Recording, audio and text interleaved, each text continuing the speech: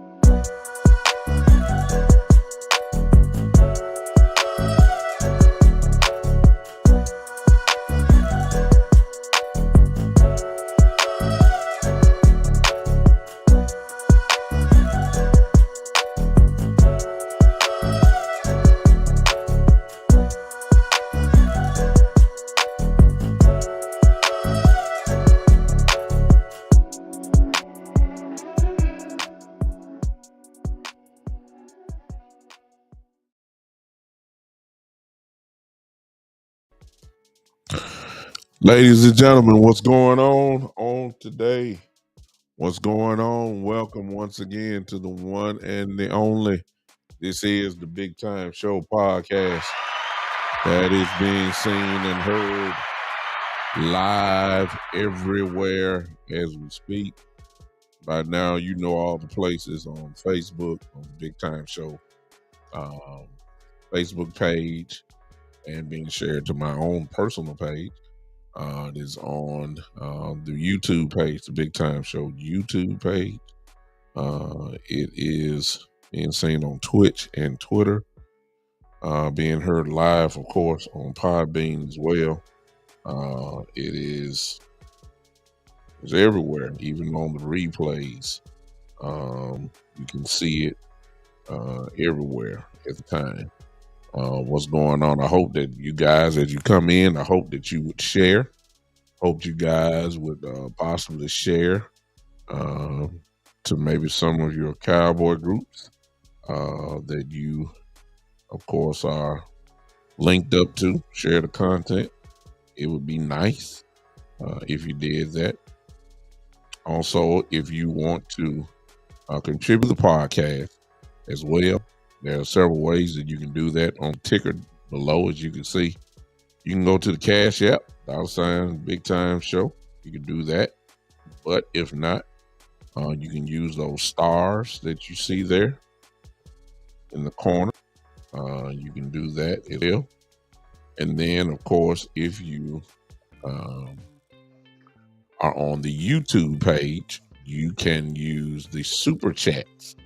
One thing about the Super Chats, unfortunately, I cannot, with the program that I use, if you're using the stars, I cannot see, particularly as I'm focusing on that particular page, which I'm not, because I'm running at least 5 different channels on here. So I can't see that. But when it comes to the YouTube, I can see it. So if you have a comment that you just have to make and want me to read it or whatever, I will honor that Super Chat and stop exactly what I'm doing. And I will read the Super Chat right here in the show. I know I'm forgetting something, but it's okay. Good evening to everybody. Let me speak to those that have come in. Hello, Giddy Uber on Podbean. Let me speak to my folks up here. What's going on? I see Miss Ty in the building. What's up? Joe, what's up? Metris, what's up? My brother Dylan in here. He come in checking. Yeah. Come in trying to check. I hear you. Yeah. I ain't gonna say nothing. You know, I've learned my lesson this week. I ain't gonna say anything. I'm just gonna let it happen. I'm gonna let y'all talk the trash because I don't know. I don't know what I don't know what's gonna happen. That's all I'm gonna say. But I'm here. I'm gonna preview it. You know, one thing when you be trying to fix stuff, you go to the wrong side. I'm looking in here. Oh, I got a new. Y'all hold your ears, cause see, violation happened. I already see violation in the comment section already, thanks to my brother Dylan in there. See, once I see violation, I got the violation. When you hear this, then you already know you're in violation. Just like Eastside just popped his head in here once again. Ain't got nothing to talk about on his team. Want to come in, talk about the Cowboys, and try to throw it rain on his parade just for him showing up. He deserves it. Violation right there. East side in the building. Total violation. Automatic. Just showing up for no reason. Yeah, just showing. This is gonna be a new feature into the show. This is a new feature. You ain't got nothing to talk about East Side unless you talk about your Houston Texans. This ain't the Houston Texans podcast, and you ain't got nothing to talk about. Don't come out and talk about the Cowboys.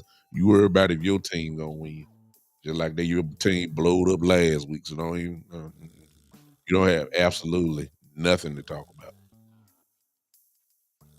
Even if your Texans win tomorrow, and here you don't have nothing to talk about because we care less about the Houston Texans. We care less about the Houston Astros. Whatever, what else you say? Astros, Texas Rockers. No, it's a Cowboy podcast. So you can't dictate right there. A violation right there. It's not a sports podcast. It is a Cowboy podcast. You see all these stars in the back here? You see all this setup?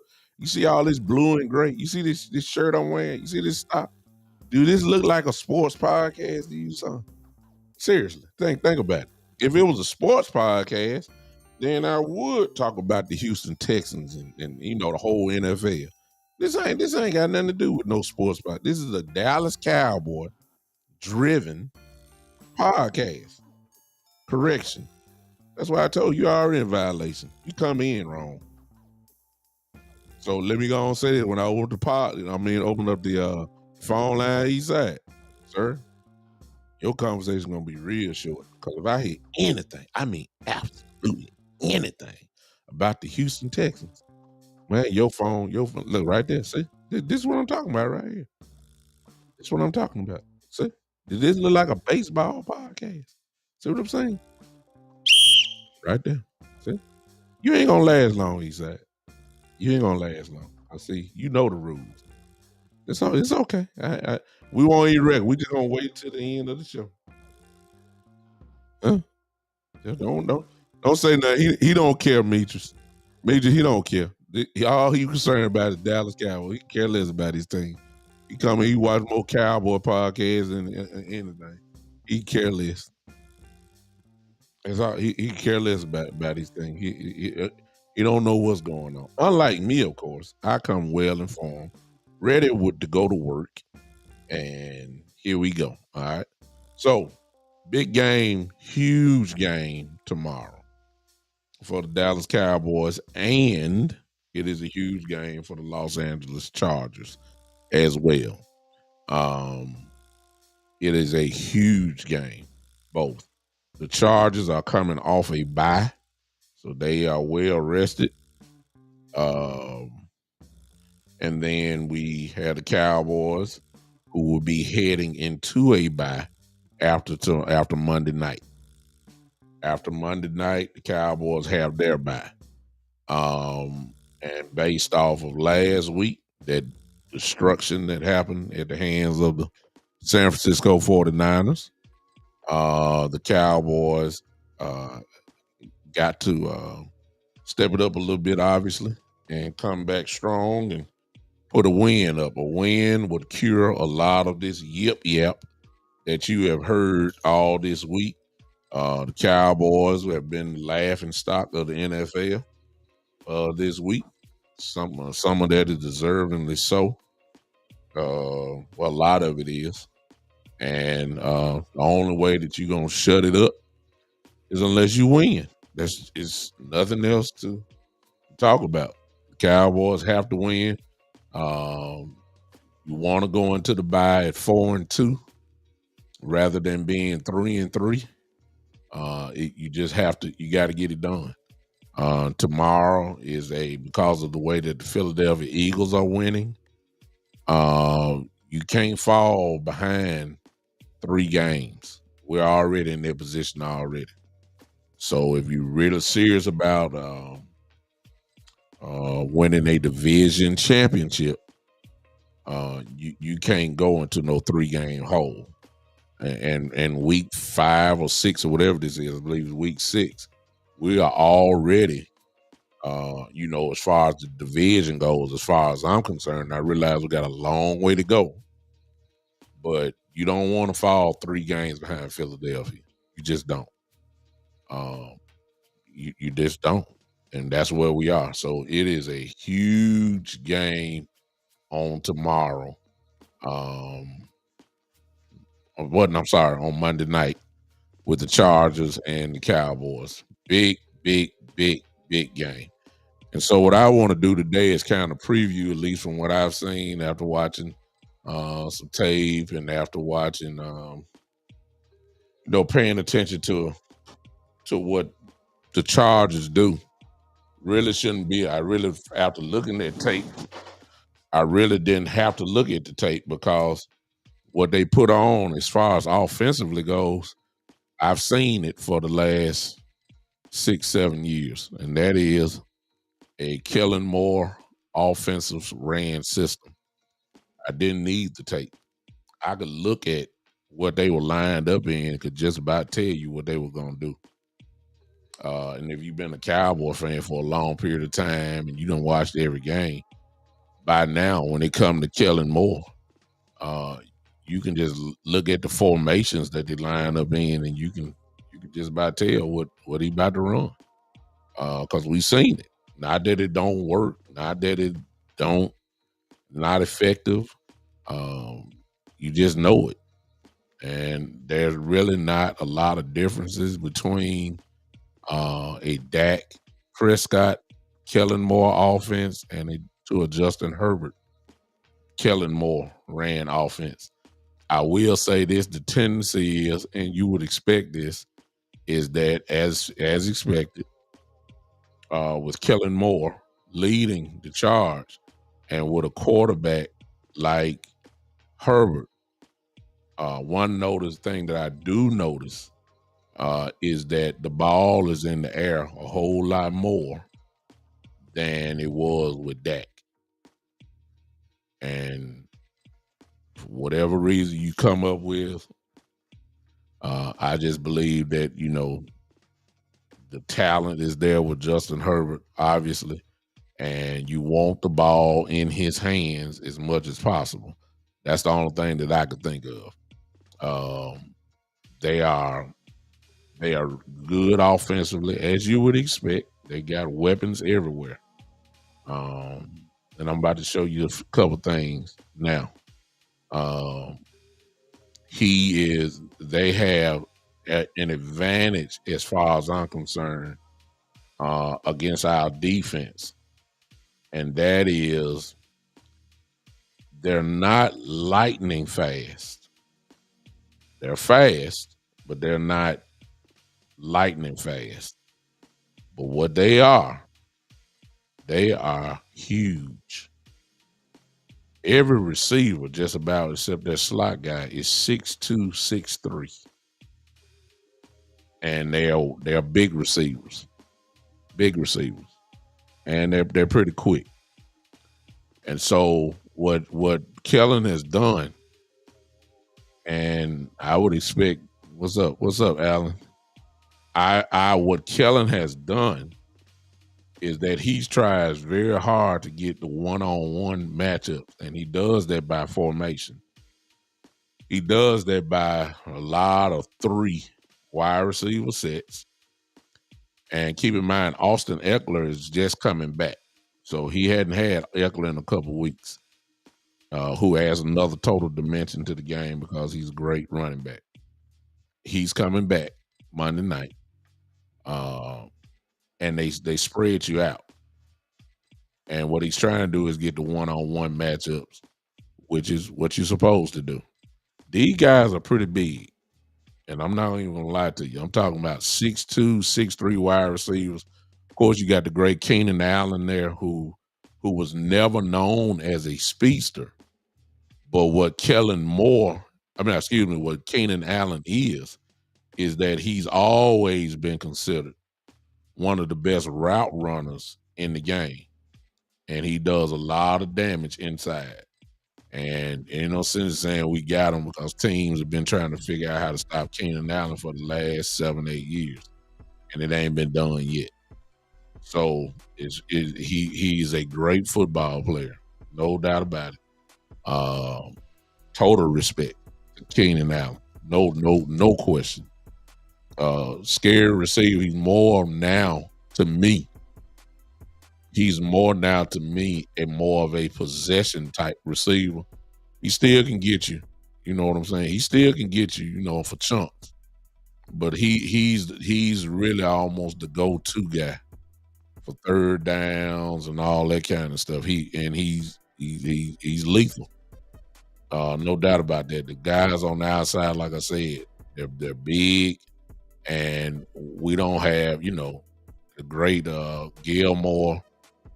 Bland would be tested a little bit because these guys are pretty big. They almost kind of like box you out in basketball.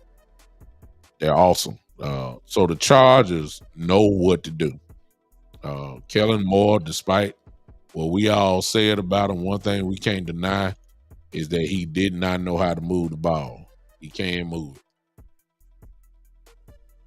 And then, let's be honest, as Cowboy fans, when the end of the year ratings ended up as far as offensive stats goes, where were the Cowboys? Always top 2 or 3. Usually number 1 offense last couple years. Okay. Hey, Brian. Well, I really don't want Nashawn. I don't want Nashawn in because we don't have time for novices. Nashawn, he's tall, but you can get whipped by route running. And Nashawn hasn't played, you know what I'm saying? So it's kind of like the kid from last week, the dude that's been on the team that we traded for from Miami, who was a first-round pick. So they put him in, Purdy went right at him, got a big, gigantic play to Ayuk, just as simple, and it wasn't number simple route running. I don't like that. We have them on speed, but not. It ain't by much. It ain't a gigantic gap. They're not fast. They're not super, blow the top off of, they're not consistently. But what they are, that short intermediate game and middle, in the middle of the field. Herbert has some guys that can go get the ball. So I ain't knocking them at all. And just to prove, let me go on because y'all know I come with facts. So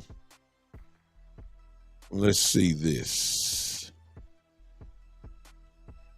I want to show y'all this just to kind of whet your appetite a little bit. All right. So as you can see here, this is as of today, the rankings for offense. This is the rankings for offense. And as you can see, the Chargers are the 5th rated offense, which you expect from a Kellen Moore offense. 5th rated offense in the league as of now. As you can see, GP mean games played. Of course, they're behind it, just coming off the bye week. What you need to notice is this highlight in blue.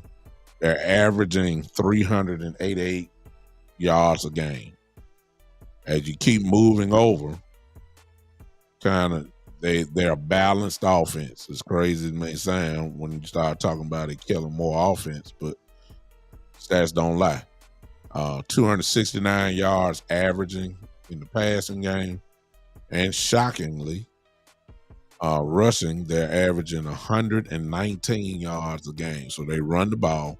And keep in mind, Eckler didn't play a couple games because of his injury. He's coming back.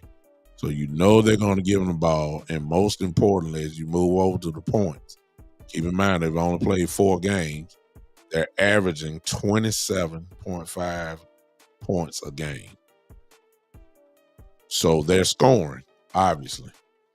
They're scoring.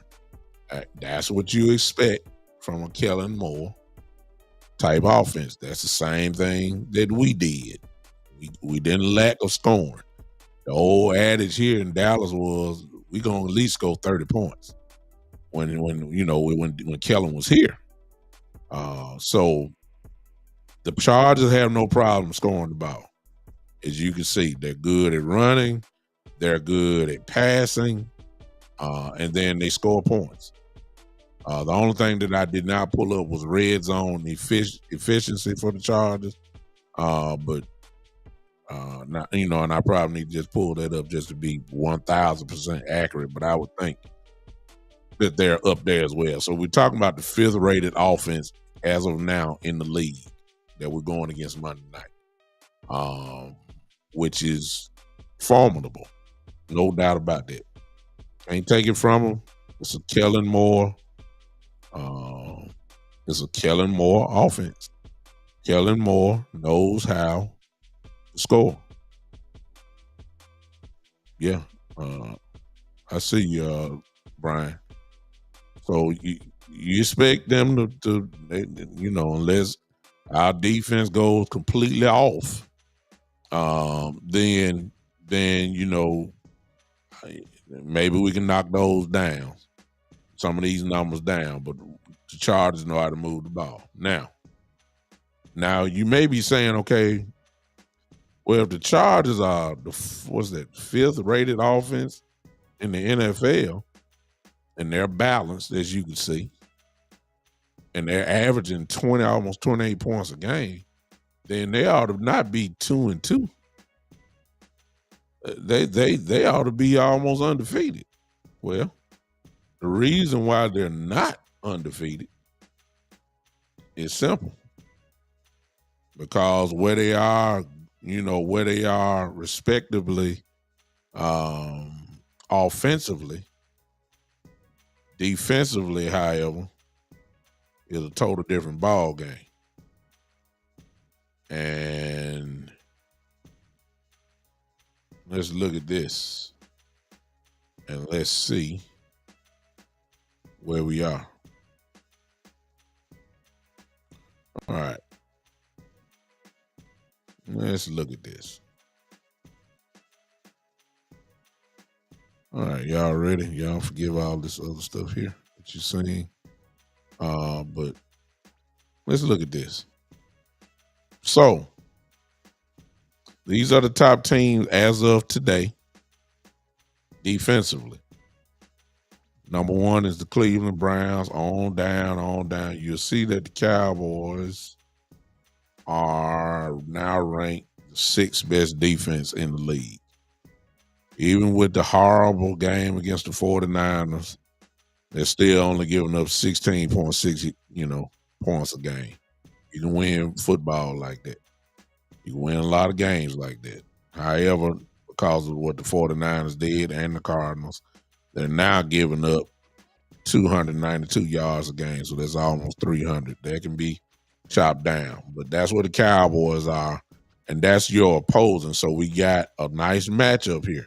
We got the 5th rated offense in the league in the Chargers going up against the 6th rated defense in the league. Something has to give. All right. So we can smile about that. However, that's not why I wanted to show you this. As you can see, the Cowboys are 6th. But we got to keep scrolling all the way down.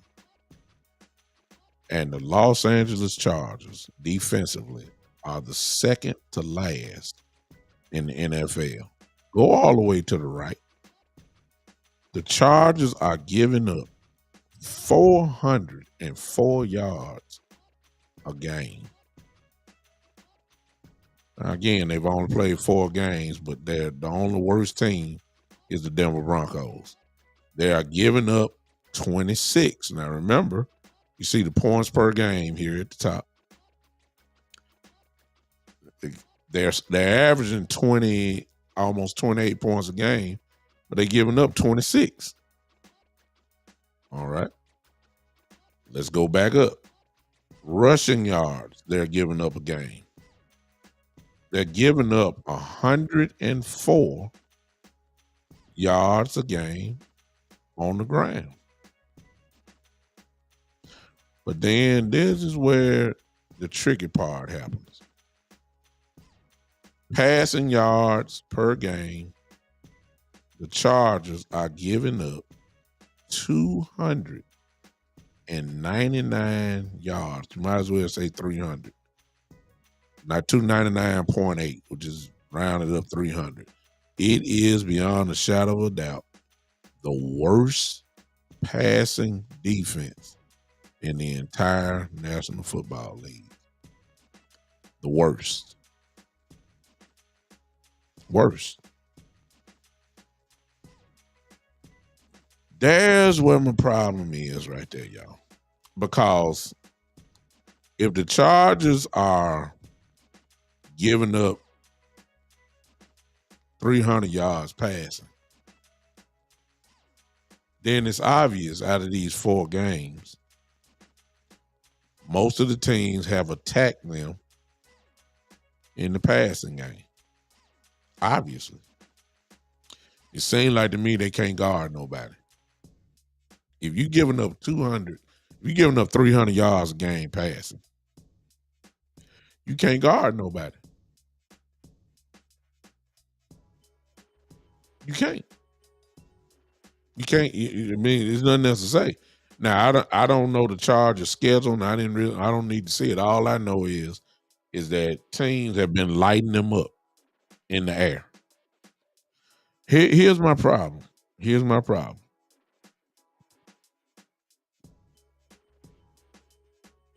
Do we really want Dak Prescott and Mike McCarthy to take that approach? Coming in saying we can light these guys up, let's pass the ball. Considering what we've seen in the last 5 games so far. Do you really want Dak?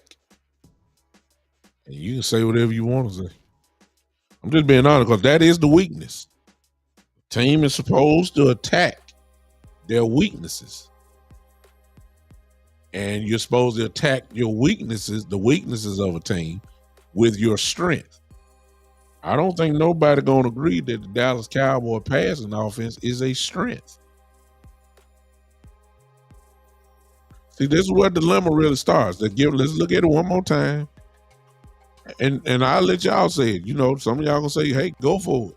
And hey, you know, whatever.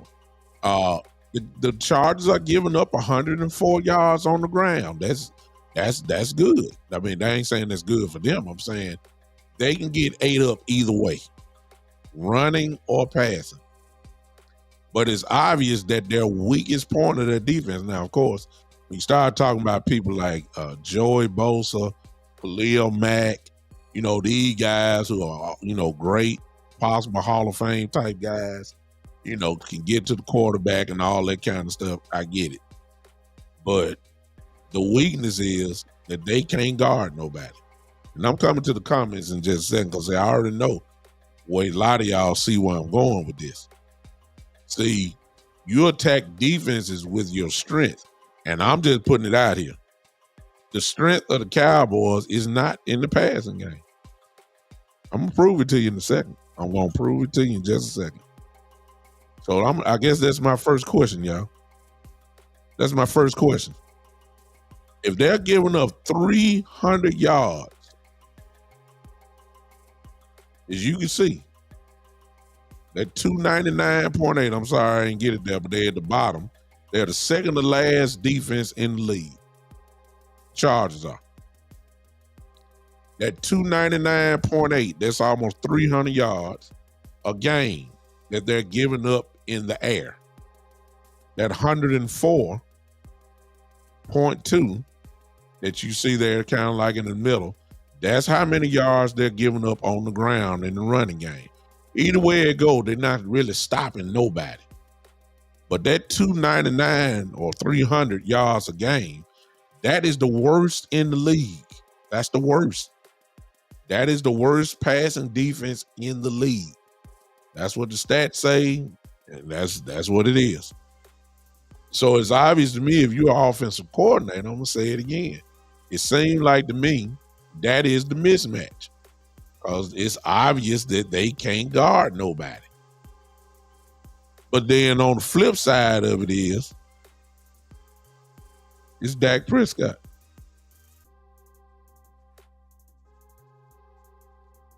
And we see how we're struggling.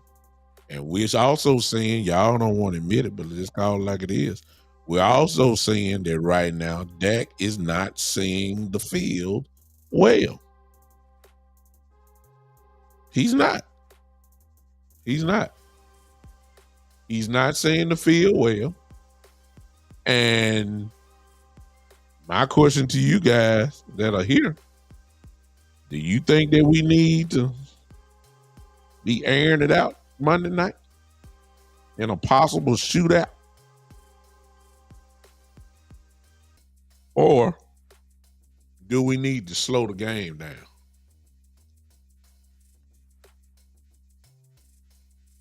I'm waiting on y'all.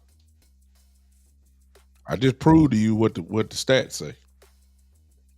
The stats say that you're supposed to attack the Chargers in the air. That's what the stats are saying. That's what everybody else have done. Even though they got Asante Samuel Jr. and all that.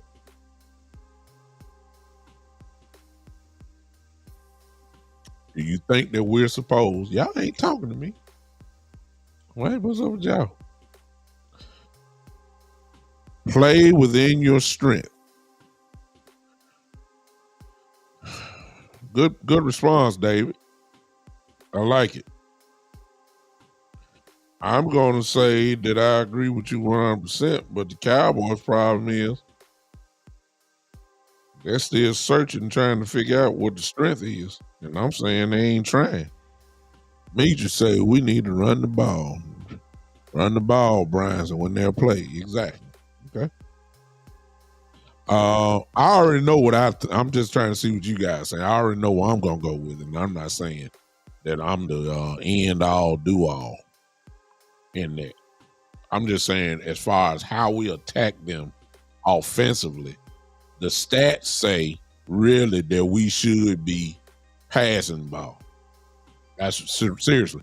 They're giving up 300 yards a game passing. In 4 games, they're averaging that. So you already know a lot of these games, they went over 300. You know what I'm saying? So it's obvious that the stats say you should be leaning that way. But because I'm speaking for myself, I ain't speaking for y'all. Y'all may have a different way. It's up to y'all. I don't have that confidence in our passing game. I don't. And I think that we're given because of our quarterback, who is not seeing the field well as of right now. He's not. And with the way that we pass the ball, as far as route concepts goes, the short, quick pass, and if y'all been on my page, you've seen some of the stuff, slants and little small slants and stop routes. That's all we ran last week. I mean, that ain't gonna. You'll make a team that is not good. You'll make them look good. The 49ers were setting on the stuff. Did y'all hear what Fred Warner said? Fred Warner said, "Man, we looking. We knew what they wanted to run. We knew they loved slant routes and crossing routes." He said crossing routes. I guess they mix in the little stop routes. Everybody run 5 and just turn around. That's all we saw. And they were sitting on it. And we did not make any adjustments whatsoever at all as far as changing in the route concepts. I mean, it was just, that's why Dak got to get rid of the ball quick. And I'm saying, I'm saying they're not. It was too vanilla, especially when get people know what you're gonna do, and there was no change. Dave says, "Don't the Chargers have a pass rush?" Well, last not last week, but the week before, Khalil Mack in one game had 6 sacks. Now you ain't heard nothing from Khalil Mack in the last year and a half. What that shows is number one, he probably had somebody. He just obviously we give up 6 sacks to one guy. You obviously found a mismatch, and Khalil just destroyed the kid, which he did. Joey Bosa is still there. The problem with Bosa is that Bosa done had so many injuries that I believe that it's almost kind of looking like J.J. Watt. Uh, when J.J. just had so many injuries that he wasn't the same guy. He may have a flash in the pan, but he's not dominant like J.J. was, starting off. I think that's Khalil and Joey. But if you catch them on a good day, they going to get you.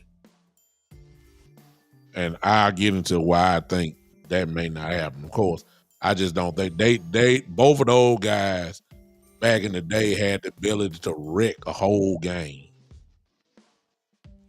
Joey Bosa could wreck a game, when he was really Joey Bosa, he could wreck a game by himself. I don't have to say anything about Khalil Mack. We all know that Khalil was just, different type dude.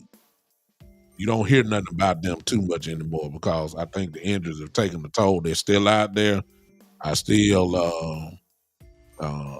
that they can get it done like that. I just don't think so. Now, well, you're right, David, but it just ain't gonna be them two. The way that I think that defenses ought to play Dallas right now until Dak proven wrong, I think they ought to just rush their front four and drop back 7 since he's not reading the field well. I would drop back 7 and take my chance and hope that he gonna throw it to you. I wouldn't blitz 5 or 6. I wouldn't do that. I wouldn't do it unless Dak is just on. You see what I'm saying? If Dak is on, then I might change that up. But because he's not seeing the field so well, if I was a defensive coordinator, I would just rush the 4 and play zone because I just feel like he's gonna throw it to me. That's what I would do. But the Chargers being where they are defensively, as you can see, they're the second to last defense in the whole league. They ain't stopping nothing. They're giving up 404 yards a game, as you can see. They're giving up over 100 yards rushing every game. They're giving up dang near 300 yards passing. I mean, maybe that's the reason why they can't do it. Maybe they start off saying, we're going to rush 4 and drop 7, but they're getting killed. So you're right. You might blitz. You might go ahead and do it. And that's what Dak has to make these guys pay. It's just really just that simple. See, you can't, everybody want to say that the 49ers showed everybody what. Well, everybody ain't got the personnel that the 49ers got. So you can't do what the 49ers did because you ain't got those type players. You can try to copy it, but you're going to get your brains kicked in if you don't have those type of, skills. You can line up like that, but you can't do what the 49ers did. You may have to change yours up. You can't do it like that. You don't have the players to execute that type of game plan. So it's going to be interesting to see that and to see how McCarthy is going to play this. Because, like I said, it's obvious. Excuse me. It's obvious what they should be doing. They should be passing the ball. The Cowboys tomorrow. Hey, Doc, I see you on Podbean. Appreciate you popping in, brother. Appreciate you popping in. Seriously. That's what they should do.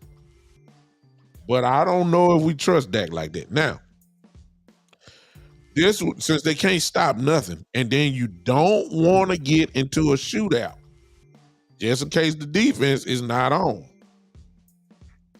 If the defense is not on,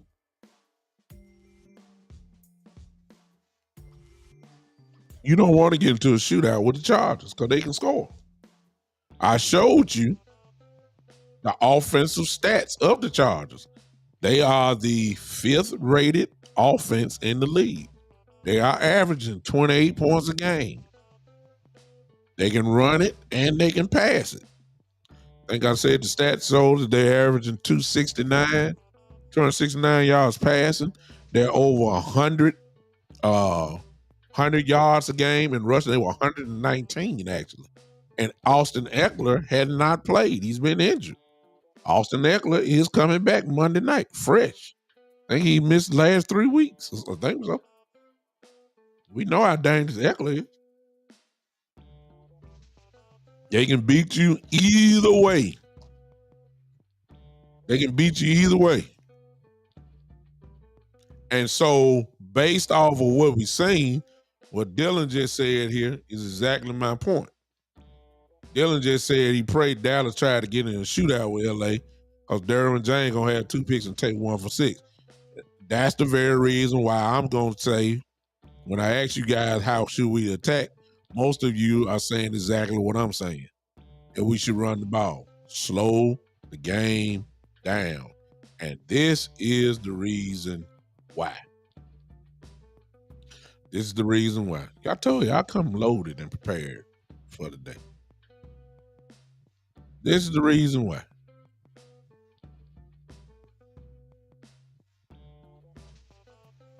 Hold on a second. Just give me a second here.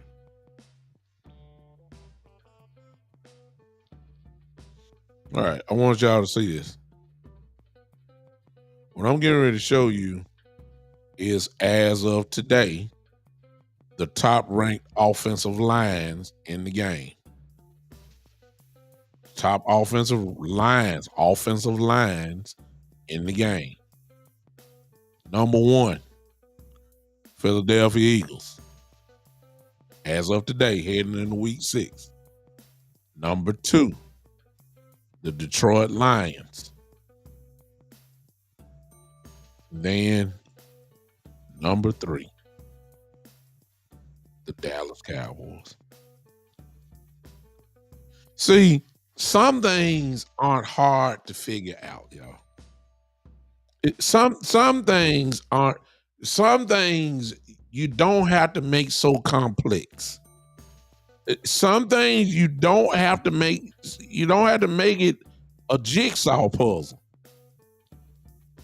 The Cowboys offensive line is right here in front of your face. This is Pro Football Focus for those that are wondering. Here it is, right here. I'm gonna go back up. Number 1, the Philadelphia Eagles. Number 2, the Detroit Lions. And then number 3, offensive line, Dallas Cowboys. Now, what the Cowboys have made the mistake is that instead of getting these 5 guys that you see right here, instead of have them going forward, they go backwards in pass blocking. That ain't what this is saying. They're saying that if you want to talk about getting off to a fast start instead of a slow start, instead of going 3 straight 3 and outs like we did last week, you get them 5 guys right there that you see. You get them going forward by running the ball, is going to open up everything. Instead of lining up in the goddamn shotgun all the time, trying to make Dak Prescott an MVP candidate, that's violation. Anything lining up in the shotgun, unless you're running out of it, or you running a read option. And I ain't saying you got to run the ball 900 times in a game. I'm saying the blueprint that they showed last week against the 49ers, the opening 3 drives, I think they only ran the ball twice.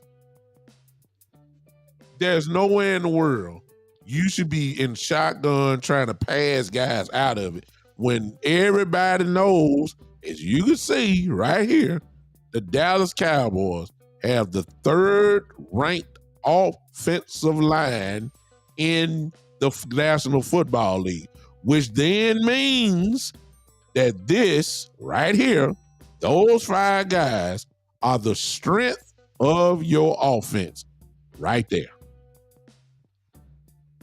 And let me be clear, those guys going forward, hitting people, moving people, laying on people, not letting the defense attack them by pass blocking all the time. No, you need to go forward and hit on these guys, and that will take care possibly of the shootout. That will wear them down. That will keep Herbert off the field. If we run the ball well, it's more than Pollard. We can run the ball with 4 guys, as far as I'm concerned. Use all 4 of them. And if you want to, you can throw Turk. Well, Turk probably ain't going to play. But at the time, you can use all that. Nice little jet sweep to Brandon Cooks was one. They've done it with CD. Look, put anybody, run the football, bottom line. Don't want to get in no shootout. Trust me, Kellen Moore wants the ball in Justin Herbert's hand as much as possible. We don't need to give them a chance. And because the truth, y'all don't want to admit it, but it's just the truth, you don't want Dak throwing the ball 35, 40 times because you already know it's going to be shaky. Dak may throw it 40 times and may go 37 or 40 and with no picks and have 3 touchdowns. But every time he drop back, you be like, whoa, now, please, Dak, please, please, please, please, please. Dak may go off tomorrow. Who knows? You just don't want to take because you done seen enough. What we haven't seen, however, is Mike McCarthy using these 5 guys that you see right there. Tyron Smith, Tyler Smith, Tyler Biadasz, Zach Martin, Terrence Steele. He has not used the strength of your offense. Dak Prescott is not the strength of this offense. CeeDee Lamb is a strength, but he's not the strength of the offense. If you had to rank them, that those 2 will not be at the top of the list. As far as groups goes, this right here, the offensive line, is the strength of your offense. As soon as everybody understand that, then a lot of this stuff that you heard this week won't even be a conversation anymore. Out of those 5, watch this, y'all, which is just the truth. Listen to this. Out of these 5 guys here, let's just be honest. I see 3 Pro Bowlers on this line. 3. I see 2 possible All-Pros on this line. Usually they give Tyron Smith the Pro Bowl just out of respect and, they just honor him like that. But Tyler Smith is on his way to his first Pro Bowl this year. It just ain't no question about that. And he possibly might be an All-Pro this year. Tyler Biadasz would be in the Pro Bowl again this year like he was last year. I don't have to say anything about Zach Martin. We all know he's going to get it all. So if that's 3 Pro Bowlers, 2 possible All-Pros, this is what you should be. It's not hard. This is what you should be doing.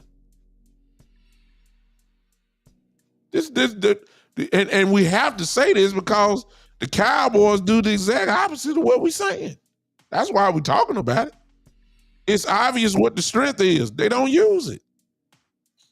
So we have to reiterate what's right in front of your face. That's the reason why we're talking about it. Now, that's the X's and O's. Let me talk about the emotional side now. See, what I got to say ain't gonna be, you don't need no graphics or nothing like that. All you got to use is common sense. Ladies and gentlemen, when you take a beating like you took last week, you either gonna do one or two things. You either gonna get up or you gonna stay down. See that? In other words, this is a heart thing. You can't talk this out. The NFL don't take a break so that you can get your feelings together. No, Sunday or Monday night or Thursday night, it's coming the very next week. You got to go line up. I told you last week that the aura or the respect of the Cowboys took a nice little blow. Well, guess what? If you ain't got the respect, you got to go back out and take it. So Monday night to me it is a dog check game. Like where the dogs at? Where are they? Are y'all puppies or are y'all dogs? That's what I want to know. Everybody talking about we got to have a better performance. Everybody talking about we ticked off. Everybody saying, look, you got to show me. You got to show me. I mean, I could throw all the stats all I want to, and show you where the weaknesses are. I could bring up film and show you, okay, they lined up wrong here. You can fool this linebacker if you do that, and you can, instead of doing a slant, just a slant. Why don't you try to run a double move, a slant and go? Since everybody always thinking you just gonna run a slant, why don't you ever run a slant and go thing? You got the time. Just run a slant and go. They gonna bite on it. They sitting on it. See, I can do all that all day, but see that ain't really what this is all about. That's not what this is about. This is dog check time. Are you gonna come out playing fast? I mean, are you gonna go three straight 3-and-outs? Talking about we just couldn't find our rhythm. Mike McCarthy talking about, well, I got to be more balanced. Call the plays so you can get balanced. I mean, how you gonna say I need to do balance and you line up in the shotgun all game? I mean, come on now. See what I'm saying? You gotta make it happen. You can't bring. How you gonna talk about being physical and you're not calling plays that invokes physicalness? I'm just. See, it's dog check time now. It's dog already. Week 5, week 6. Look, this is not hard. See, all what I done said before don't mean nothing if the dogs ain't there. If you still got your head down from Sunday night, we're gonna be in trouble. I don't know and I'm serious. That's why I'm gonna let y'all do it. That's why I'm gonna let y'all do it. I'm gonna let y'all do it. I told you, I ain't making no more predictions, and I got good reason because I don't know what team gonna show up. I love all the optimistic Cowboy fans. I'm being optimistic too, but I'm being pessimistic as well. I'm not making it because I just don't know who gonna show up. I don't, and so I'm not making the prediction. I'm gonna let y'all make the prediction. I just want, if they show up, then we got a real good shot to win. It's essentially going to be a home game for us because we all know Los Angeles is nothing but Cowboy country. We know that. Los Angeles is Cowboy country. Ooh, there's going to be so many Cowboy fans there, it's ridiculous. We always do well in Los Angeles. When we play the Rams, when we play the Chargers, we that's gonna be almost a home game for us. We got to go to work, man. Y'all so ticked off. I wish I could talk to him before the game. Yeah, I need to talk to Michael Parsons. Like, hey man, you're a great player. See, whenever I start out with hey man, MANE, hey man, you're a great player. You're a dominant defensive player. You're a dominant player, period. Let me tell you something, man. If you have another game where all you got is just one pressure in a game, you ain't got no sacks, you ain't got no tackles. You just got one pressure. That's what the stats said. If you had that type of game, man, we're gonna pull the plug on this podcast you got for a minute. I see you talking too much now. Sit down, get you an iPad. Don't start studying another team. It's just you have another game like that, Doc. We're gonna go and pull this plug off of you. Bleacher Report love you. They'll give you your money anyway. You just probably need to talk after the season. Folks want to go at you, and whenever the Cowboys lose, it's big business. I can speak for that in my little small circle here. Y'all know that the San Francisco week was my 3 greatest shows. Do y'all know that? Well, the pregame, the postgame, I did 2 postgame shows on the 49er game.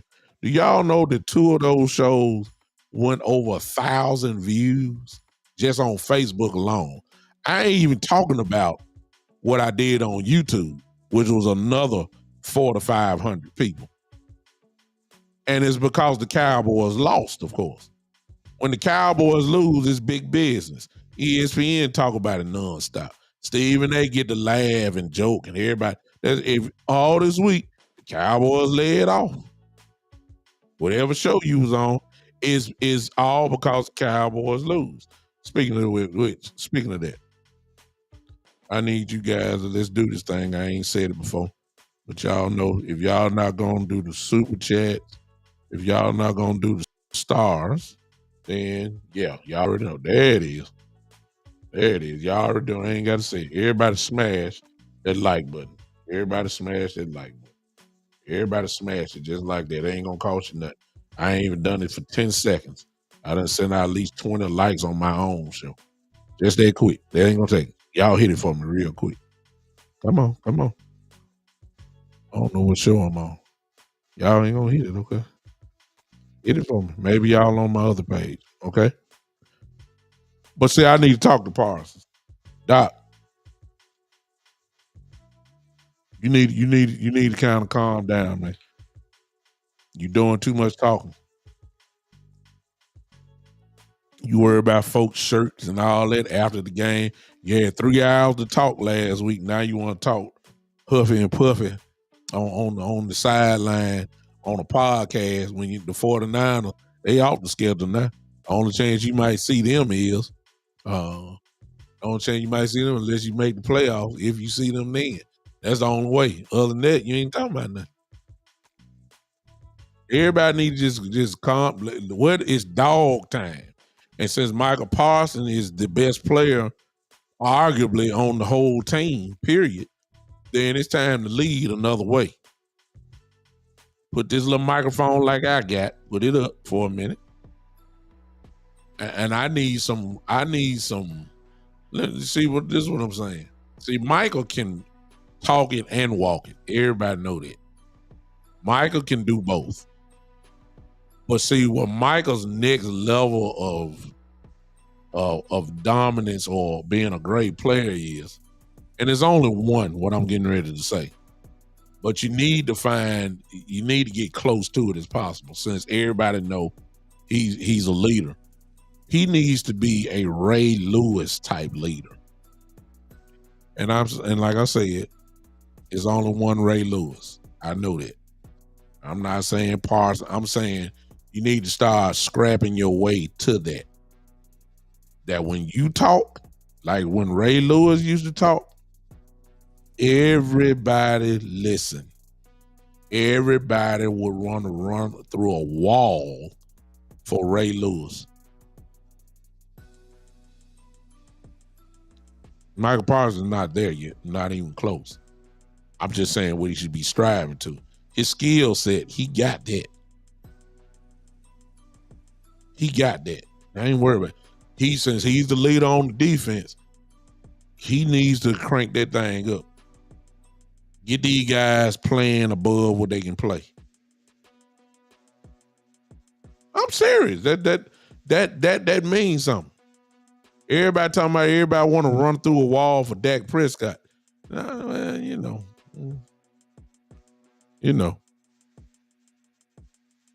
Very well may be the case. I don't know. I'm saying Parsons need to be like that. We got to. It's really about, and here's the thing, y'all. We'll know in the first 5-6 minutes of the game if the dogs have showed up. If they come out lethargical and lazy and can't get the quote unquote the rhythm and all that kind of stuff, unless the Chargers are that good, they're gonna be up. They're gonna be Chargers are a desperate team too. Let's throw that in. They're 2-2. They're just coming off a bye. They do not want to go 2-3. They don't want to go be 2-3. So they're gonna be desperate. They're gonna be ready to play Monday night. It ain't no question. And they got the weapons that can cause problems. And so they're gonna have to show the dogs on our team gonna have to match the intensity, and they're gonna have to show up. That's really X's and O's don't even mean nothing. I'm serious, y'all. And if they do show up, see here's what the season has showed so far. The Cowboys, when they win big. And when they lose big. That's that's so far. That's what all I got so far. They might beat you by 30, and they might lose by 30. That's what the Cowboys are. They blow people out, or they may get blowed out. It ain't no in between ground. I'm waiting for the M time. I'm waiting for the in between those two. Like, it's money time. It's time to make a play. What you gonna do? The moments. That's what I'm talking about. And I hope the Cowboys blow out the Chargers. I hope they do. I hope they do. I want it to be as comfortable as possible. I don't think that's gonna happen though, unless the defense go crazy again. If the defense go crazy, then yeah, we'll rip them apart. We got to find it. We got to help. This is really about this is about dog time. It really is. In week 6, this is about dog time. Dog time. That's bottom line. Dogs. I wish I could stick with the X's and O's like I showed y'all.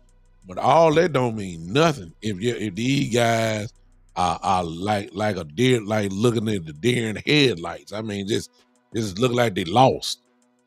See, I hope they ain't leave their heart and their feelings in San Francisco on the field. That's what I'm hoping for.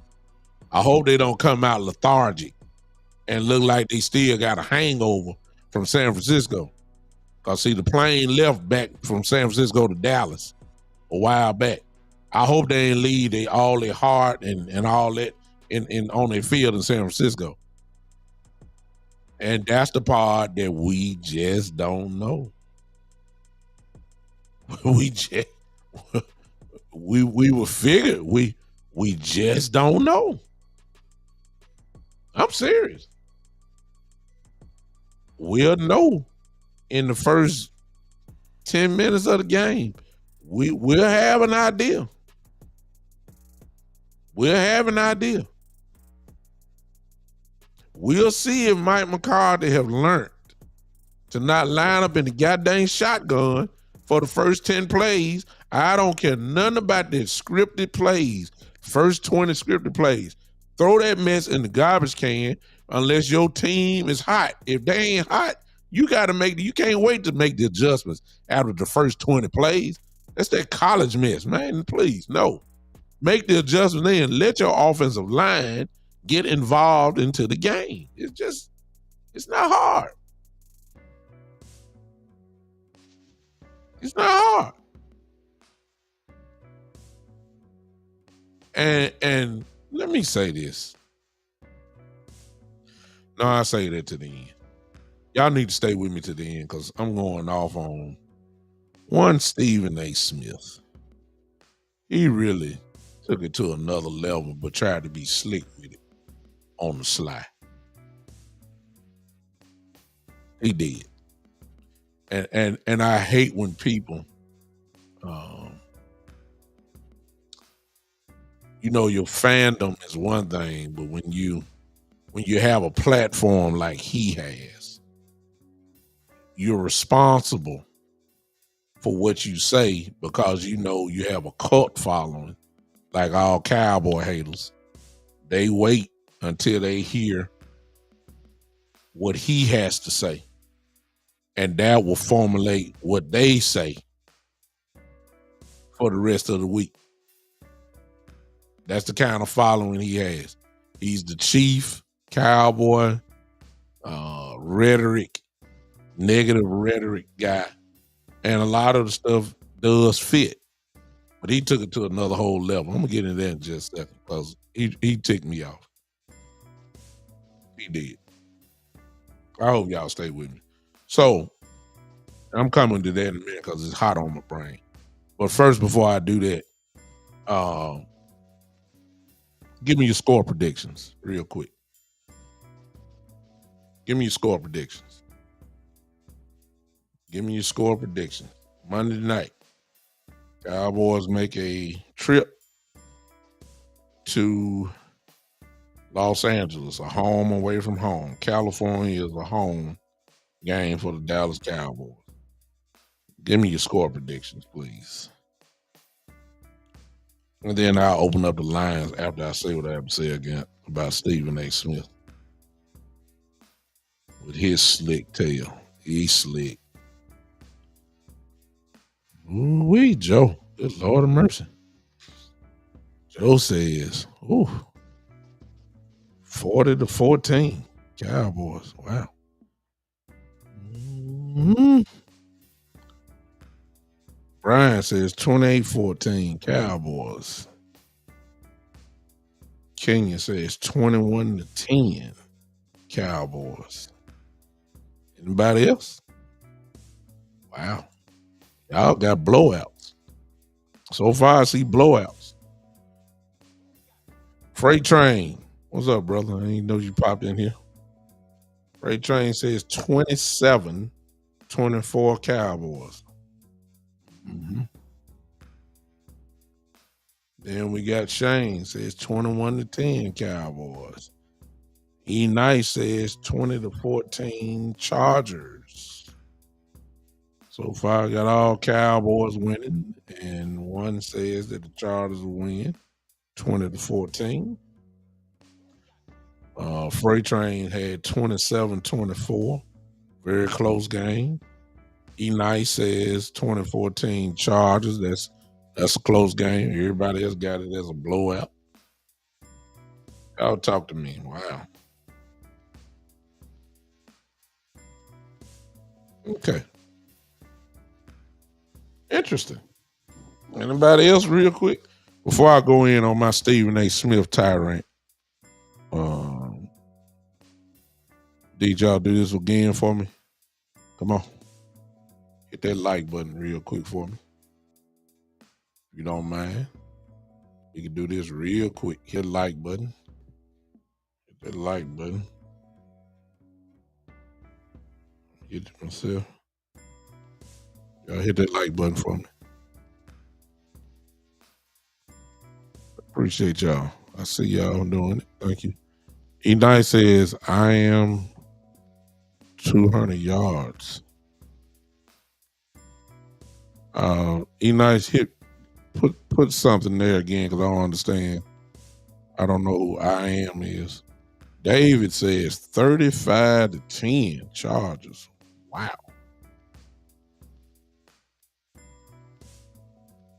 Lamb. Oh, you saying Lamb 200 yards receiving. Well, I tell you, that would be, if he getting that, then we'll win. If he's getting 200 yards receiving, we'll win. Then that blowout may happen. I don't know, Joe. That Chase ain't picking the child to win. They must be on crack. No. It's just they see the Cowboys ain't all that. And see, the defense better be on because it's been proven that if the defense have a bad game, we in trouble. That's what the season has said so far. If the defense have a bad game, we get blowed out. That's what he said. So, you know, whoever put Davis at 35 to 10. So obviously he's saying that the Cowboys defense can't stop the Chargers at all. That's what he's saying. That's what he's saying.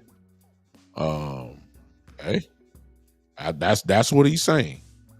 All right, I'm finna do something real crazy, and I know he ain't gonna come in, but because I put this here, I hope he sees this. And if y'all got Twitter accounts,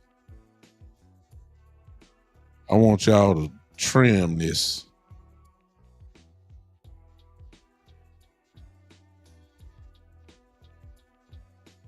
Yeah, I just tagged him. I hope he hears this one day. I want him to hear this. So since I did that, let me go and crank it up. So this Stephen A. Smith, I said, is the leader of Cowboy hate.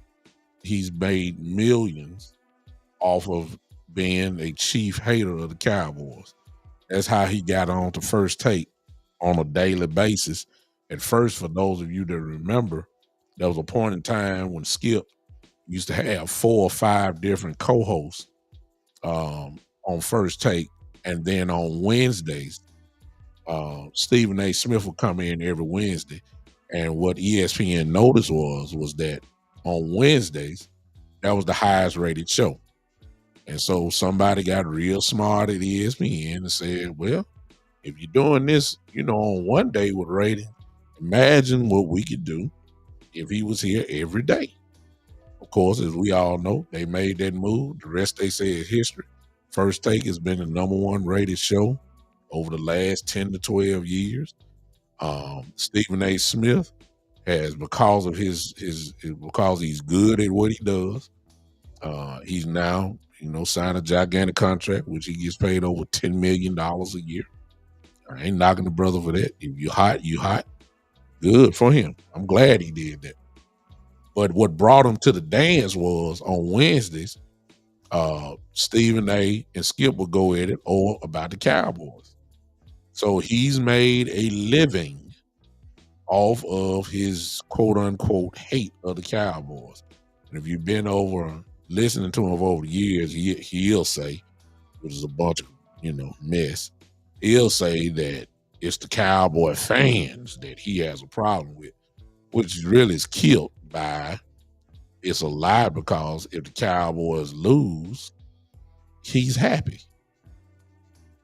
So it ain't the Cowboy fans, it's the Cowboys losing. So that's the lie that he loved to give. I love to see y'all in misery, all that kind of stuff. And then of course, he done talked about the players, of course, and when the moment comes, they'll let you down. It ain't the fans that'll let you down. You saying the Cowboys. He said, just wait. There's an accident waiting to happen. It ain't the fans. You waiting for the Cowboys to mess up because you are a hater. So that's a lie. All right. Then you had a game like last week in which you're supposed to talk about the Cowboys. You're supposed to talk about them bad. They got beat up bad. You're supposed to talk about the Cowboys real horrible. I'm not knocking that. Everybody was supposed to do that. You don't supposed to be talking about them like they were there and came to fight. They got there and got their brains kicked in. That's the bottom line. I even said it. And I'm a Cowboy fan. That you supposed to get destroyed. In the media, they had a field day. And as this week, I'm quite sure all of you heard them light up the Cowboys, and they're supposed to. However, Stephen A. took it to another level. But he was trying to portray like that he was sympathetic, but it was low down to me. And, interpretation is for, whoever it is that has to interpret it. This is what he said, y'all. So he said that he was getting ready to come on the show and just light into the Cowboys because of how they got beat down by the 49ers. And he was going to light into it. He said, but one of his boys had called him. Y'all probably heard all this. He said one of his boys had called him and said, "Hey man, did you see that look in Dak Prescott's face on the sideline?" And they say his boy, told him about, he's still recuperating from his brother and all that kind of stuff. Remember, his brother unfortunately committed suicide. Then, of course, years way before that, his mother passed away and all that. Stephen A. went on there and said that Dak looked like he's really depressed and nobody wanted to talk with him. Nobody didn't want to get close to him. He really looked depressed. Man, everybody looked depressed. You're getting your brains kicked in. You're losing by 30 on national TV. The whole world watching. What he's supposed to be looking like? Happy? See, that's the first thing. And you over dramatizing it. But you want to directly correlate it to that he's so depressed and he alluded it to, in 2020, Lord have mercy. He said in 2020, this is when his brother just died. I mean, come on now. He said in 2000, I had to remember, in 2020, he said that I really, really am feeling depressed. What brother do you know that just lost his brother won't be depressed? My mother died less than 2 years ago. I was depressed. My mama, my mama, I was depressed.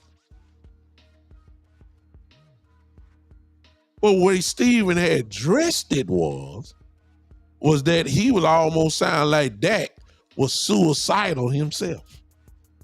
And he was trying to dress it up, trying to be cute. But here's my thing. Why are you reporting on something Dak Prescott said in 2020 and it's 2023 and you're going to go way down in the bag and pull that up? Why are you highlighting it?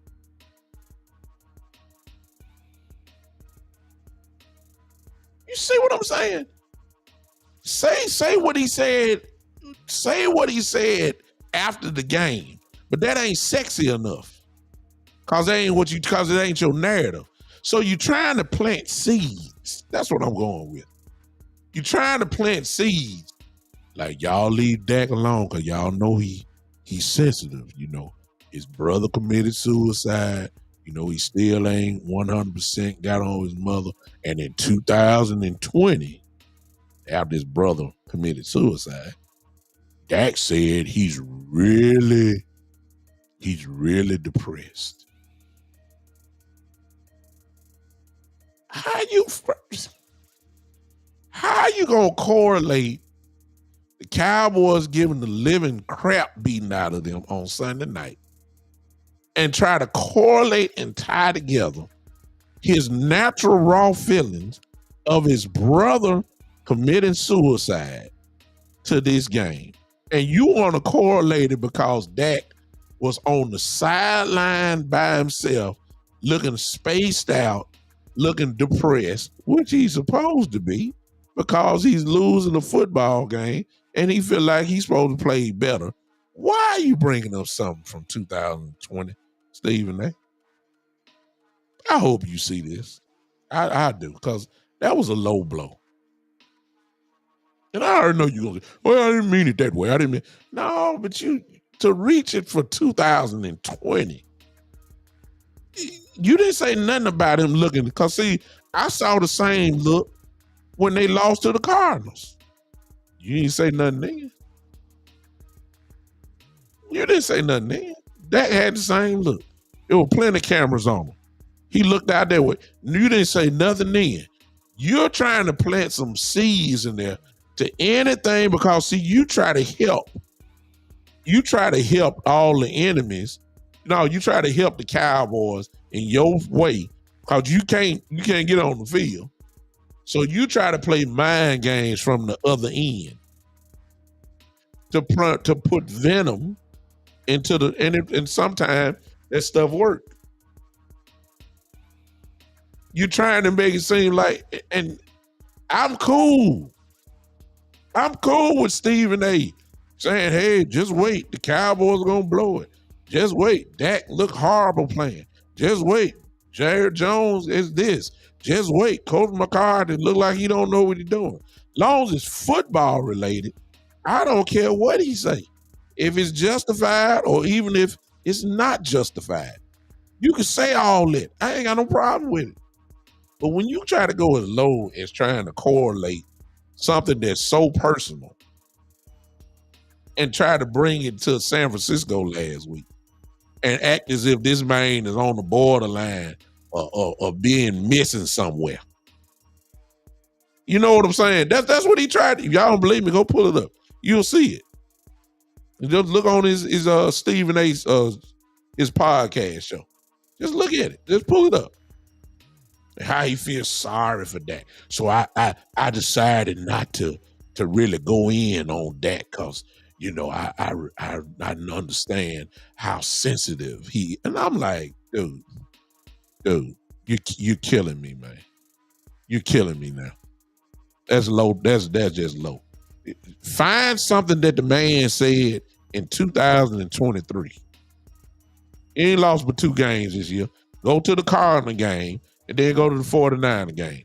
Go to those games, say what you got to say analytically as a football. You're really not a football analyst, but you have the platform that you can come on every day. You can do all that. That's fine. If you talk about the game, you ain't lying. The Cowboys look horrible.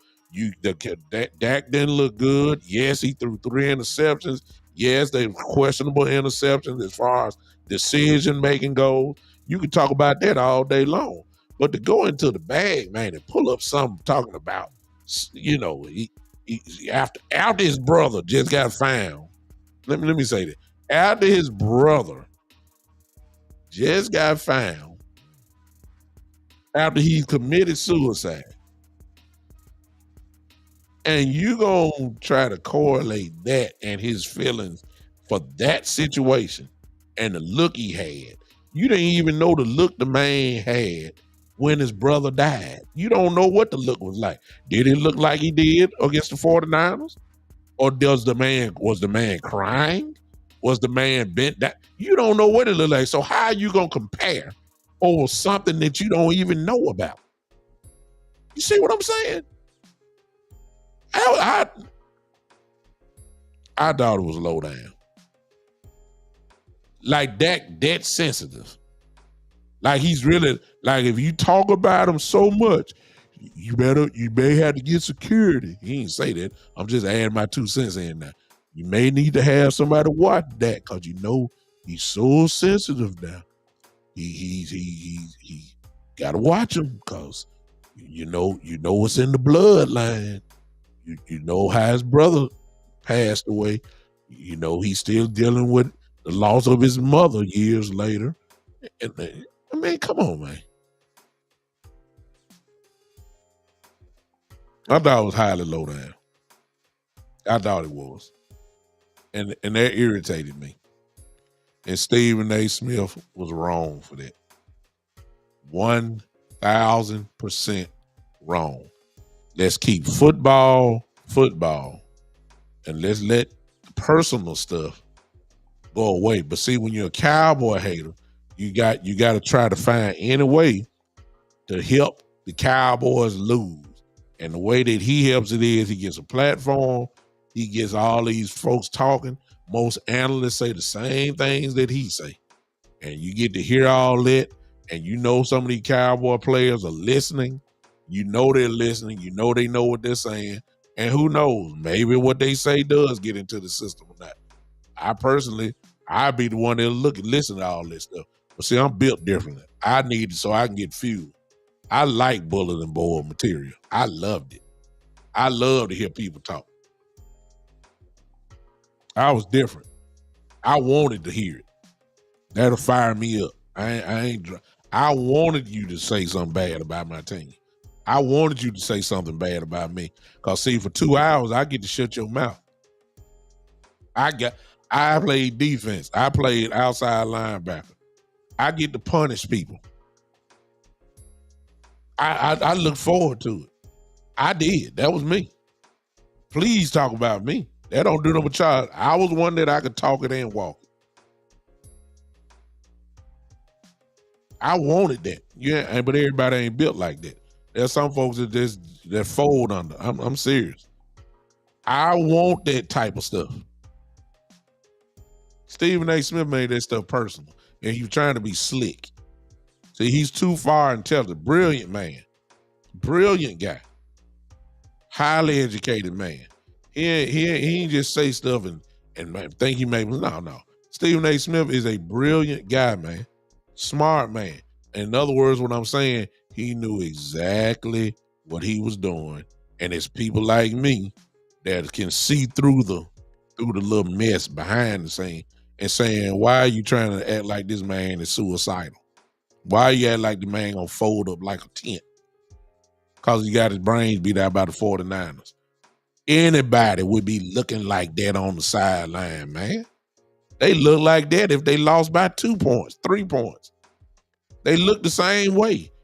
He not the first person that sat by himself and nobody was around him. If you were looking at everybody else, a whole lot of them were by themselves too. CeeDee Lamb was by himself. Zach Martin was by himself for a minute. They weren't the only ones. But no, you just want to find a way to poke into the Cowboy locker room with some crazy stuff like that.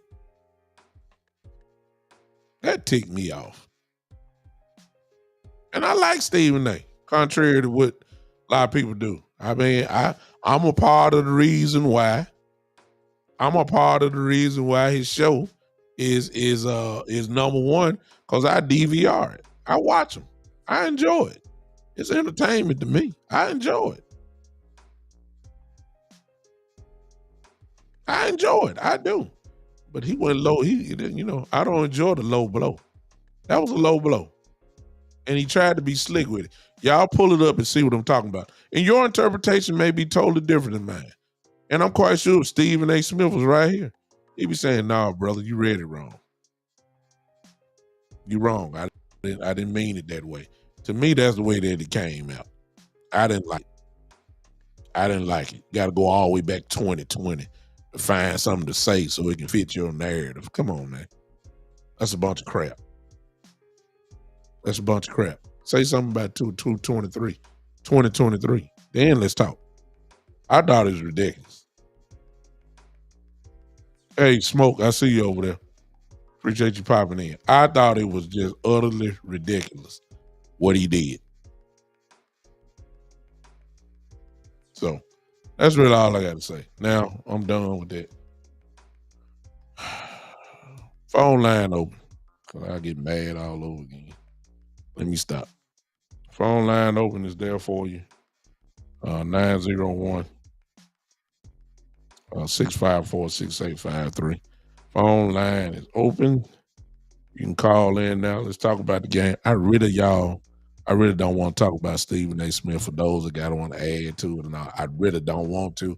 I ain't going to stop you from saying what you want to say, but I really don't want to talk about that because they really don't have any bearings on Monday night with that. But if you want to say something about that, it's on you.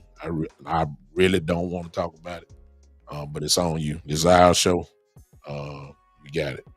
Phone line open. Cowboys and Chargers, Monday Night Football. Again, on prime time. The whole world going to be watching again. Just like Sunday night against the 49ers. The whole world will be watching. Let's see if we look better than what we did Sunday night. We need to win. I see you, Shane. Phone line open. 901-654-6853.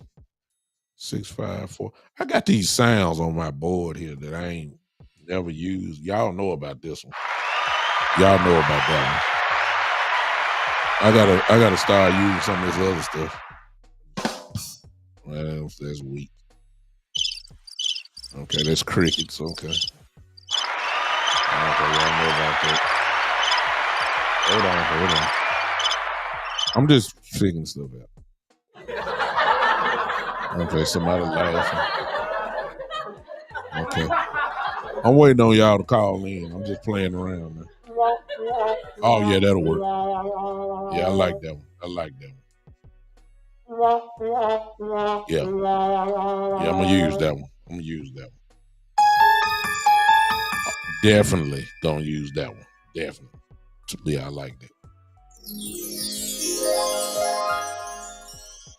It sounds like a game show. You know what I'm saying? Like behind door number one is a new car.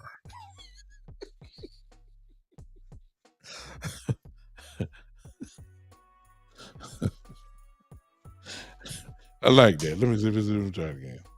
Ladies and gentlemen, the Cowboys against the Chargers. We have three doors.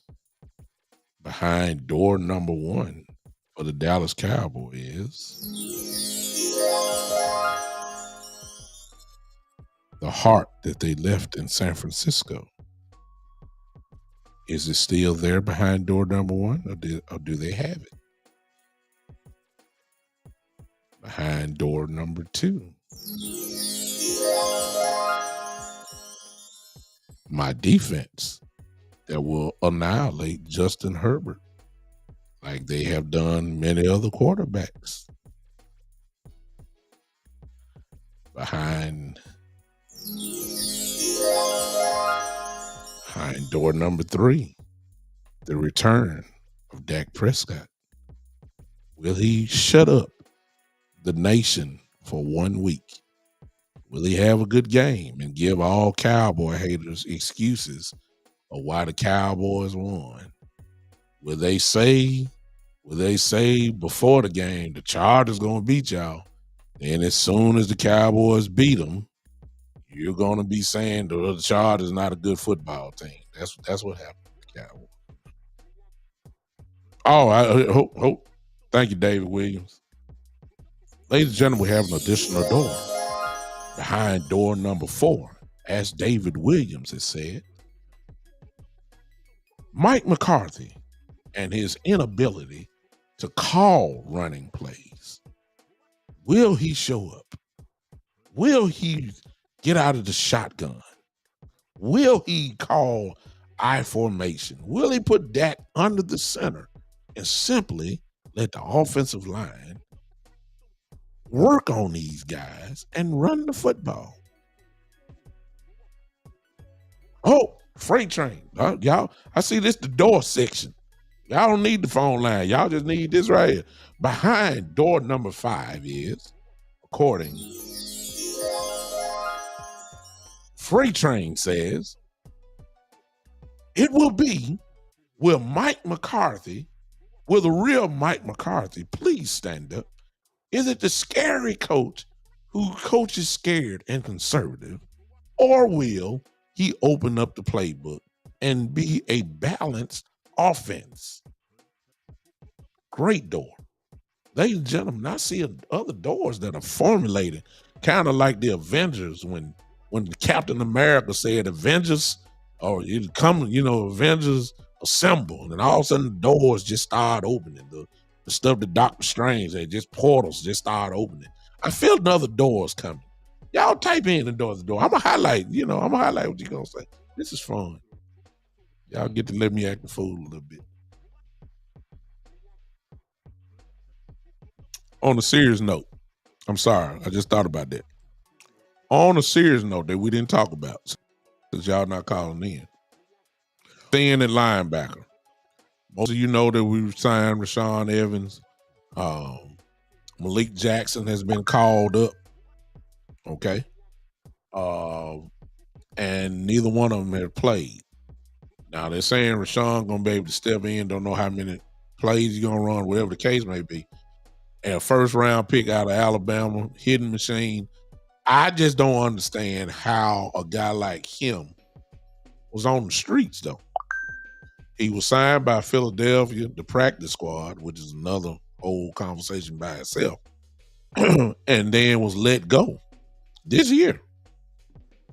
And now he's been signed probably to come right in Monday night and play. And I'm trying to figure out Rashawn Evans was an All-American at Alabama, come from that great school of defenders that they had. He's still young.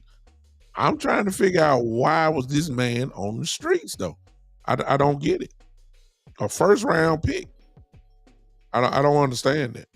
I don't know why he's there. Malik Jackson is a hidden machine. But the bottom line is he wasn't good enough to be on the roster, the 53-man roster. You know, as great as a hidden machine as he is, he wasn't good enough to be on the roster. Now he comes up. He's on there too. Oh, I'm sorry. He nice. I ain't see it. Let me look here. He nice. I didn't catch your call. You didn't call. You didn't call. He nice. I would have got it. Look at that number again and call that number there. I didn't get a call because we would have heard it right here on the show.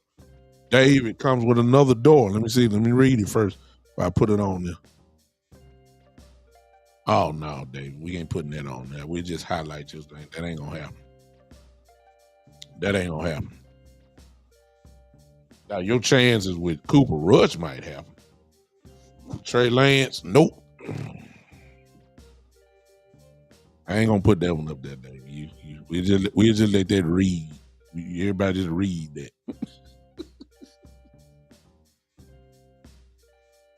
Look at that. Look at that. Yeah. Yeah, you didn't call. I'm looking at it. I got no missed calls here. Well, y'all hit it. Y'all hit that like button if y'all don't mind. Oh, you were just joking. Okay. Yeah. Okay.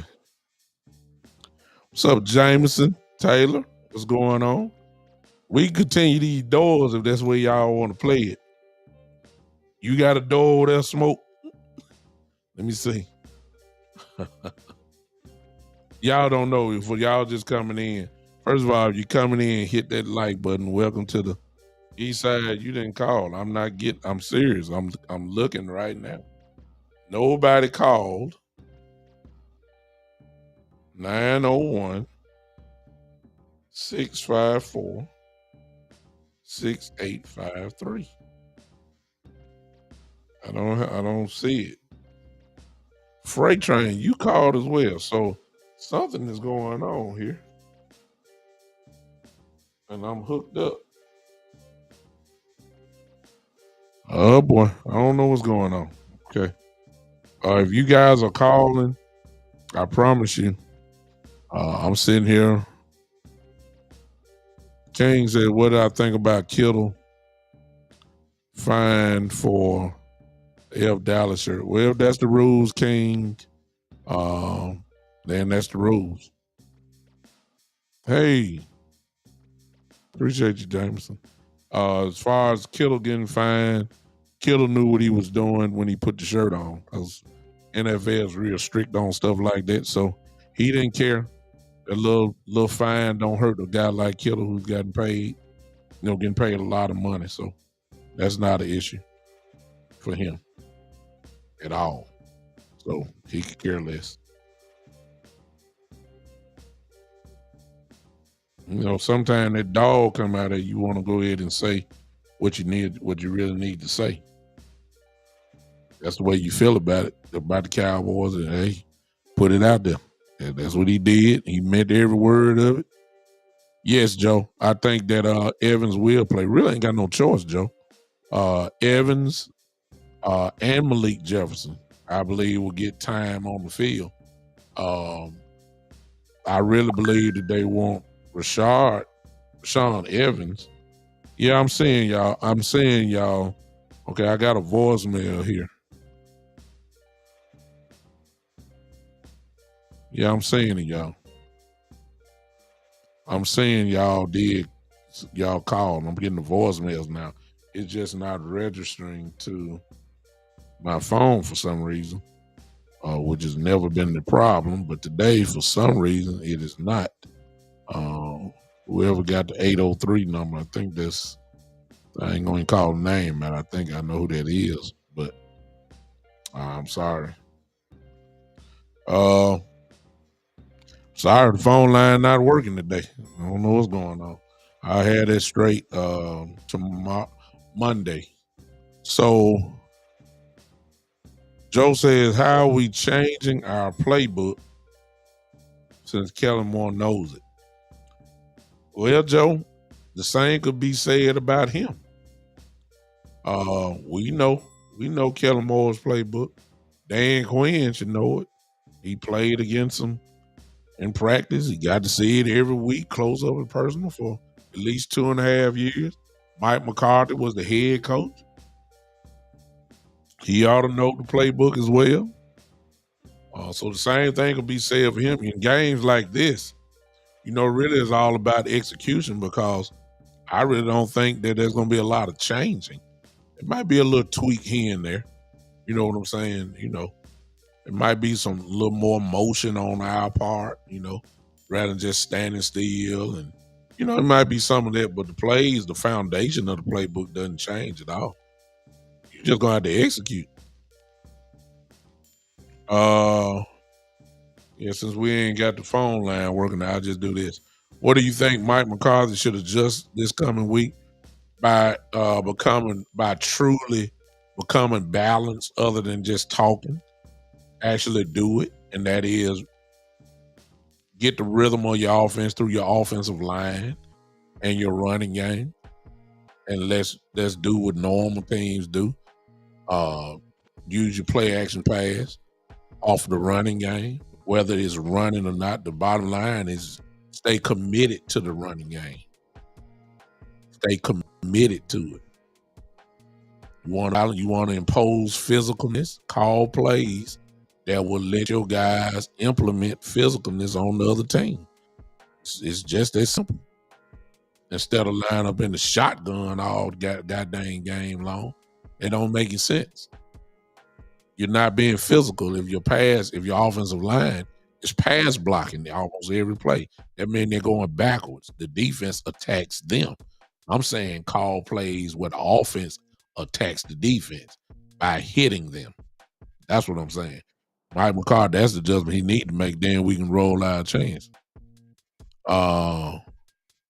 Bruce said, pass game or run game, which is more important to start first this game? Running. I'm sorry you came in a little late. For those that came in a little late, I went through the real X's and O's. But Bruce, I got a few people here late. I'll do it one more time. I want just to prove my point. So here we go again. That's a good question. All right, let me go through the list. All right. I want to show you this.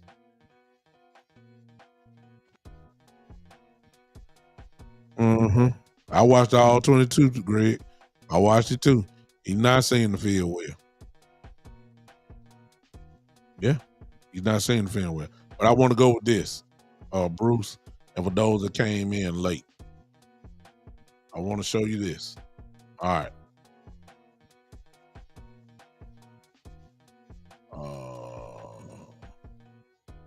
I want to show you this.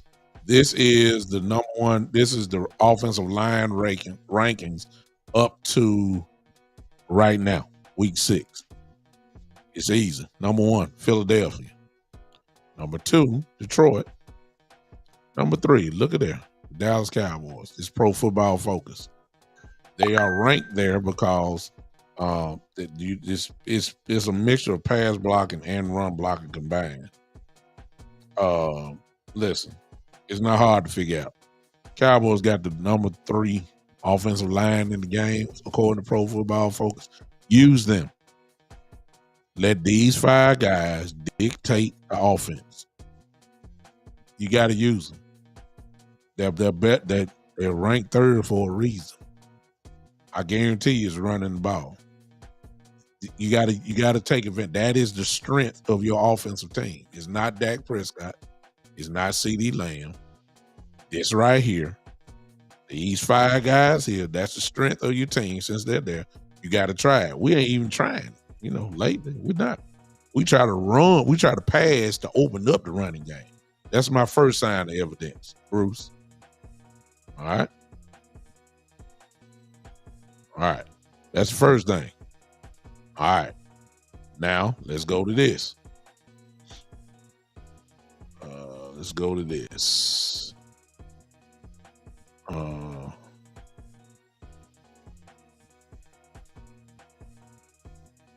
gonna go to this. Remember the offensive line now.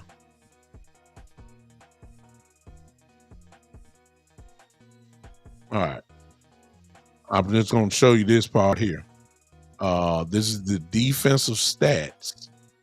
This is the defensive stats here. As you can see, as of week 6, top to bottom, the Cleveland Browns are the number 1 defense in the NFL. You can see the Cowboys are ranked, let's see, 1, 2, 3, 4, 5, 6. 6 ranked defense in the league. Cowboys are. If you keep going down, look what we find at the bottom. The Los Angeles Chargers. There's only one team that's worse. That's the Denver Broncos. So we got the second to last defensive team, worst defensive team in the league. When we go up here, rushing yards right here. The Chargers are giving up, 104.2 yards a game rushing. This up here is passing yards a game. The Chargers give up almost 300 yards passing. Well, then if they're giving up 104 yards rushing the game, but their secondary, which is the worst in the league, giving up 300 yards passing, then what you're probably saying is, and like most coordinators say, well, they can't stop the pass. So light them up in the passing game. I said at the beginning of the show, yeah, that's what the stats say. But do you really trust Dak Prescott throwing the ball right now? Seriously. Do you really do? Do you really think we should go in a game plan and say, okay, we're going to have Dak light these guys up? Yeah, most Cowboy fans will say, no, we don't want Dak. Because we too shaky right now about Dak. Seriously. I don't care what y'all say. You can be a Dak lover or they say you got to show confidence in your quarterback. I'm going by what my eyes have seen. Dak is not seeing the field well. And even though the Chargers are giving up 300 yards passing the game, that don't necessarily mean we need to be lining up Dak in the shotgun. No, I'm saying we need to lean on this 104 yards a game running the ball and go to work like that. And then come back to the passing game. The Chargers ain't stopping nothing. They ain't stopping the run. They're not stopping the pass. I'm saying we should lean more on the running game. And we don't need to get into a shootout with the Chargers. We need to slow the game down. You don't want to keep giving the ball back to Herbert. You don't want to be, no, we need to limit his time on the field. Because they have, one more time, it's the reason why. Bruce, I hope you're still there with me. This is the reason why we need to, hold on. This is the reason why we have to limit what we do with Herbert. As you can see by the screen, look at it. The Chargers, even though they're second to last in defense, however, what they are, 2, 3, 4, 5, they are the 5th rated offense in the league. Look at the yards a game passing. Oh, look total first. I'm sorry. Total. In that blue there. They're averaging 388 yards a game offensively. Slide over to the next column. You'll see yards a game. Passing, they're 269 yards. But check this out. Rushing, and this is where we are with the Cowboys as far as defense. All right, here we go to this nightmare. They're averaging 100, almost 120 yards a game running the ball. Now, there's still a big question mark as far as I'm concerned, is can we stop the run consistently? They're averaging almost 120 yards a game. And that was without Eckler, who has missed the last few games with an injury. He'll be back Monday night. And most importantly, as expected, with a Kellen Moore offense slide over to the points. They're giving up 28 points a game, but they're scoring almost 28 points a game. So moving the ball for their offense is not an issue at all. They're moving the ball. They do what a Kellen Moore offense does. They score points. They move the ball. You don't want to give Justin Herbert that ball that much. You don't want to do that. So I say we need to slow the game down. I say we need to run the ball. That's when the play. How you gonna run play action and you don't run the ball? Where the fake it? Seriously. How do you run the ball? How do you play action when you're not faking? I mean, you ain't running. It ain't no play action because they know you ain't running. See what I'm saying? So that we need to, even though they're giving up 300 yards a game passing, look, we don't need to be going there saying, well, we're gonna let Dak light them up. No, no, Lordy, no, sir. I'm not saying he shouldn't get some opportunities, and I'm not saying that he's not gonna light them up a little bit, but he don't be lying with no shotgun no 35 to 40 times. No.